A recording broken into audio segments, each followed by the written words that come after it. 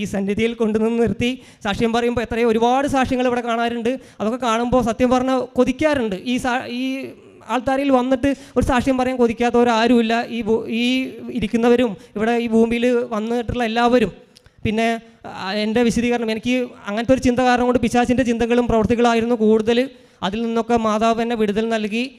അന്ന് ക്രിസ്ത്യാനികൾക്കല്ലാത്തവർക്ക് ഉടമ്പടി ഉണ്ടായിരുന്നില്ല. എങ്കിലും നമ്മൾ ഇവിടുത്തെ ക്രമപ്രകാരം പറ്റാവുന്ന രീതിയിൽ എല്ലാ കാര്യങ്ങളും ചെയ്തുകൊണ്ട് പത്രത്തിൻ്റെ വിതരണമായാലും പള്ളികളിൽ പോകുന്ന കാര്യത്തിലായാലും അതിനോട് യോജിച്ചുകൊണ്ട് ചെയ്യാൻ പറ്റുന്ന കാര്യങ്ങളെല്ലാം ചെയ്തു.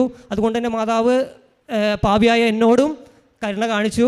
അതുപോലെ തന്നെ ഇത് അമ്മ മാതാവ് എന്നെ ഒരു ആത്മീയതയുടെ ഒരു സ്കൂളായിട്ടാണ് എനിക്ക് തോന്നിയത്. ഈ കൃപാസനം അവിടെ ആ സ്കൂളിലാണ് അമ്മ എന്നെ കൊണ്ടുവന്ന് ചേർത്തത്. അച്ഛൻ്റെ ധ്യാനത്തിലൂടെ നമ്മൾ ഓരോ പാഠങ്ങൾ പഠിച്ചു. ജോസഫ് അച്ഛനെ കുറിച്ച് പറയുകയാണെങ്കിൽ ഒരുപാട് പറയേണ്ടത്. അച്ഛനാണ് ശരിക്കും പറഞ്ഞത് നമ്മുടെ ഒരു ഗൈഡ്. എനിക്കിവിടെ വന്നിട്ട് ഓരോ കാര്യങ്ങളും അറിയില്ലായിരുന്നു. ഒക്കെ അച്ഛൻ്റെ ധ്യാനത്തിലൂടെ പഠിച്ചു, എല്ലാ കാര്യങ്ങളും പഠിച്ചു. അച്ഛന് വേണ്ടി നമുക്ക് എല്ലാവർക്കും പ്രാർത്ഥിക്കണം. ഈ പുണ്യഭൂമിയിൽ വന്നിട്ടുള്ള എല്ലാവരും അച്ഛൻ്റെ ആരോഗ്യത്തിന് വേണ്ടി നമ്മളെല്ലാവരും പ്രാർത്ഥിക്കണം.